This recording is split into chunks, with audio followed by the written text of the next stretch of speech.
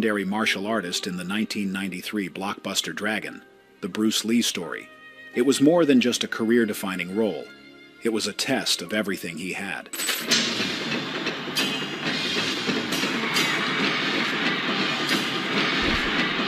The world expected perfection.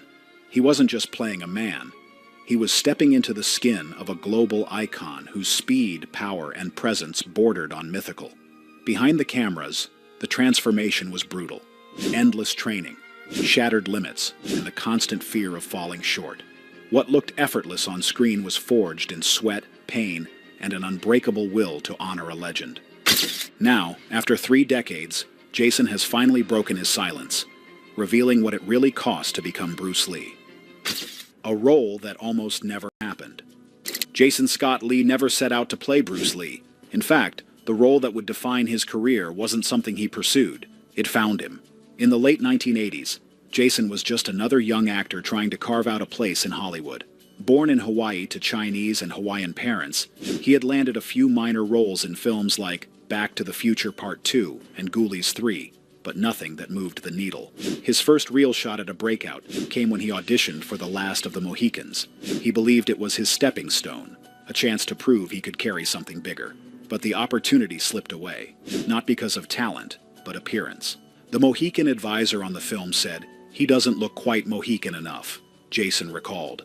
My heart sank. I wanted that part so badly, and just like that, it was gone. Cool. What Jason didn't know was that someone in the room had taken notice.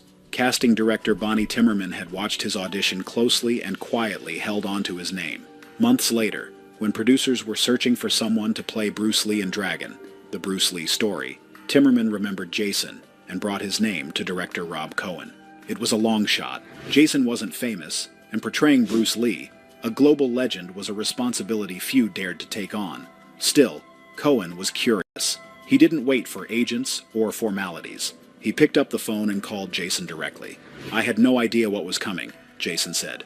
"Rob Cohen just called me out of the blue and said, 'We're making a film about Bruce Lee, and we think you might be right for the role.'" My jaw dropped. I said, "I'm freaking out a little." Jason wasn't exaggerating. The idea of stepping into Bruce Lee's shoes was terrifying. The pressure was immediate, so overwhelming that he didn't even read the script. Days passed, then a week. Finally, Cohen called again. Jason was honest. I told him, "Sorry, I haven't read it. I'm still trying to decide if this is a good idea." Cohen asked, "What are you afraid of?" Jason didn't pause. "I'm afraid of making the biggest mess of myself before my career even begins." The hesitation ran deeper than nerves. "He was such an idol of mine and such a dynamic individual," Jason explained, referring to the martial arts legend behind The Big Boss and Enter the Dragon. "I didn't know how I could be this person. I'm always really honest with myself, maybe too much so." And I told them, "I think you've got the wrong guy." Rob said, "You know what? Just because you answered that way, we think we have the right guy," Jason recalled. That fear didn't go away. In fact, it followed him through every day of production, right up to the edge of collapse. Breaking down before breaking through. While preparing for Dragon, the Bruce Lee story, Jason Lee found himself facing an overwhelming and unexpected transformation. At the time, he wasn't yet a martial artist, far from it. To portray the legendary Bruce Lee on screen, he had to completely rebuild himself from the ground up, both physically and emotionally. The demands were staggering. The weight of honoring Bruce Lee's legacy, the pressure from the film studio, and the personal expectations he placed on himself all began to crush him. "I had an emotional breakdown while I was training," Jason later admitted. "Everything was too heavy, you know? It was so much pressure, and I just fell apart." The breakdown wasn't dramatic in a cinematic sense. It was quiet, isolating, and terrifying. Jason was paralyzed by fear. His body refused to move forward. His mind shut down. For a full week, he couldn't bring himself to train, rehearse, or even think clearly. "I couldn't do anything for a week," he said. "I was just flattened. Looking back now, I can laugh about it, but when I was in the middle of it, it felt like my whole world was collapsing." He began to question everything. Could he even finish the film? Was he capable of honoring the legend without falling apart? What if he failed so badly that the movie itself would become a joke, and worse, that he would become the joke? All I thought was, I'm going to be the one that everyone mocks. Behind the scenes, few people knew how deep Jason's struggle had become. The The public saw a determined young man stepping into the shadow of a martial arts icon, but inside, he was falling apart. He didn't just fear for the film. He feared for his career, for his reputation, and even for his identity. He wasn't just acting. He was one of my favorite, I'm sorry to interject, but this is one of my favorite movies, man. Just want to give credit to the person who made this video that I'm reacting to. Can y'all hear me? Yeah. We just want to go ahead and give credit to the the guy who pretty much produced this particular piece about Jason Scott Lee, the actor who played one of my favorite films, Dragon, which is a movie that I always end up forgetting about, you know what I'm saying? But I remember watching that as a kid. Me and my friend went to the movie theater, I remember my 9th grade year. It was the summer of my 9th grade year, we went to go see this movie in the theaters. Love Recap. That's the name of the... I'm going to go ahead and subscribe this right now, actually. Oh, shit. I'm going to go ahead and subscribe this right now. But, yeah, this is one of my favorite movies. I'm going to go ahead and play it right now. Reliving a story that already held deep emotional wounds. The turning point only came when someone close to Bruce offered to guide Jason through the darkness. Guided by Bruce Lee's inner circle, Jason Scott Lee's transformation truly began when he entered the world of Bruce Lee's closest disciples. His breakthrough came during intense martial arts training under Jerry Poteet, one of Bruce Lee's original students, and among the few personally certified in Jeet Kune Do. At the time, Jason was searching for more than physical skill. He needed a deeper connection, someone who could unlock not just Bruce's movements, but his spirit. Jerry became that person. He didn't just pass down techniques, he carried Bruce's legacy in its rawest, most human form. Jerry used to tell me what most people didn't know about Bruce was how much he suffered, Jason recalled. He'd say, "Everyone sees the power and the speed, but they don't know the cost." According to Poteet, Bruce often pushed his body beyond its limits. He would train with such intensity that he'd spend days bedridden, physically wrecked by the demands he placed on himself. He pushed so hard he was constantly laid up, Jason said. That version of Bruce, vulnerable, flawed, but relentlessly driven, was a revelation. It wasn't the invincible icon Jason had idolized as a child. It was the real man behind the myth. Jerry kept drilling it into me, Jason said. Bruce didn't quit. He couldn't. That's what you need to carry into this role. The refusal to give up. One training moment made it all click. We were working on empty hand techniques when Jerry suddenly did this move. So explosive, so precise. It shocked my entire nervous system, Jason said. It wasn't just speed. It was like something hit me at a cellular level. I asked him, "What the hell is that?"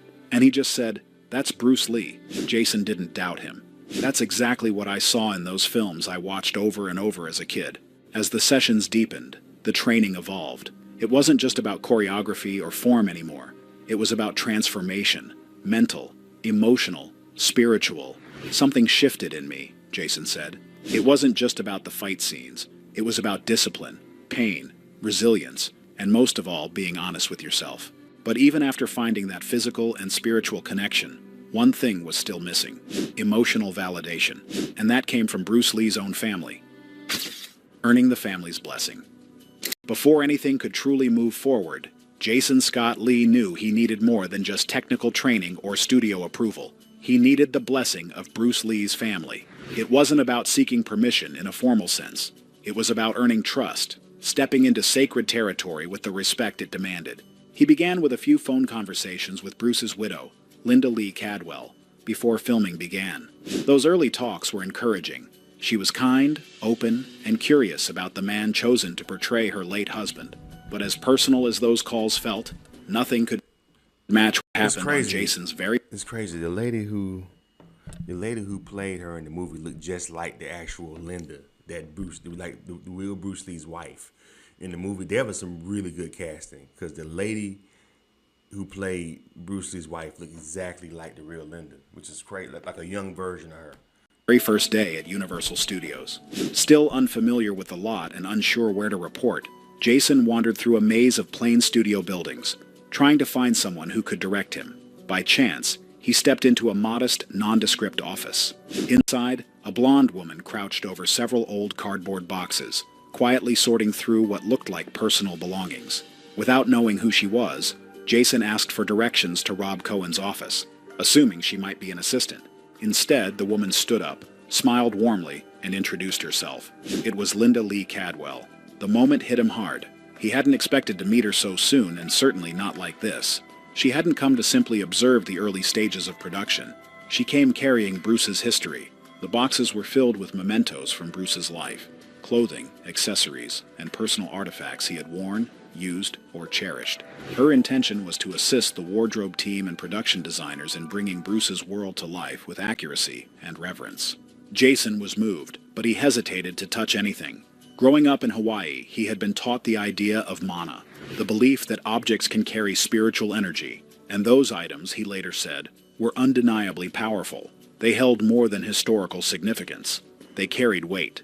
It was like standing in the presence of something sacred, he would explain. Some things are better honored without being handled. But the emotional significance of the role didn't end there. Not long after meeting Linda, Jason was introduced to Bruce Lee's son, Brandon Lee.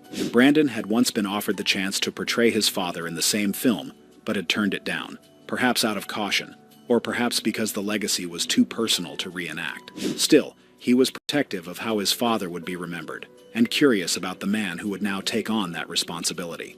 The two arranged to meet at Mr. Chow, the iconic restaurant in Beverly Hills. Jason arrived unsure of what to expect. A quiet dinner, maybe small talk, but Brandon arrived in full force.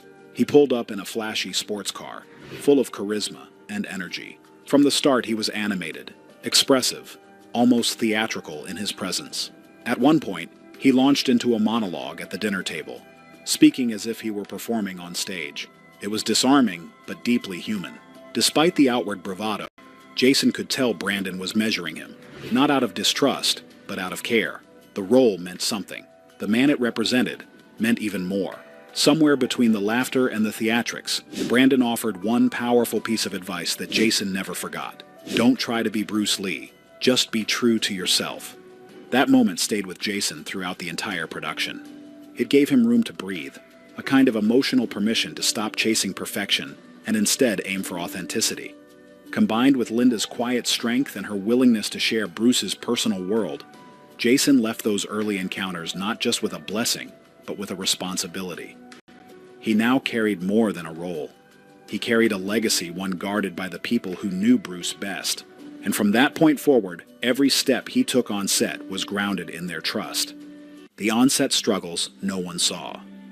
Despite the support and blessings, not everything went smoothly behind the scenes of Dragon, the Bruce Lee story. In fact, the production was often intense, exhausting, and emotionally draining for many of those involved, especially for Jason. From the beginning, Jason faced pressure on multiple fronts.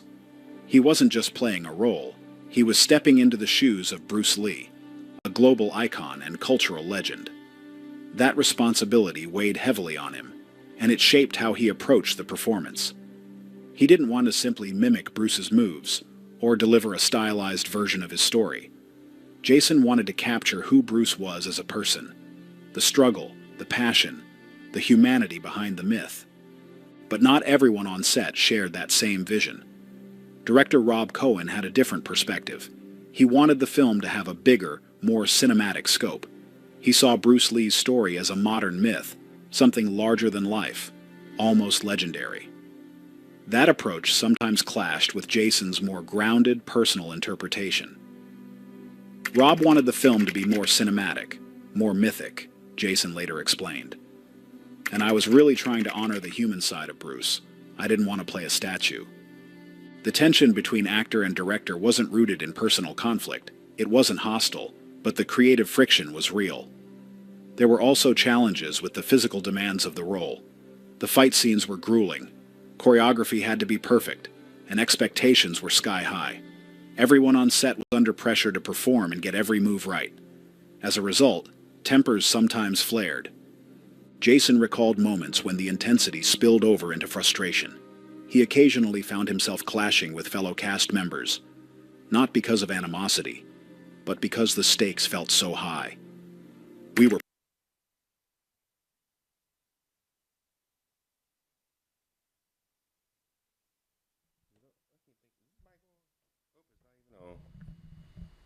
Let me damn. I'm talking. Y'all ain't probably can even hear me. Listen, I'm not gonna play this whole thing. I want y'all to go ahead and it's still like some more. This is actually really good, but I don't want to play the whole thing. So y'all go ahead and click the link at the bottom, right, and go to these content creators YouTube channel and watch the rest of it. Okay, it's called "Most People Have No Idea How Hard Playing Bruce Lee Really Was." Jason Scott Lee. Go ahead and hit the thumbs up button. Subscribe to the channel. Charles and Israel. Appreciate it.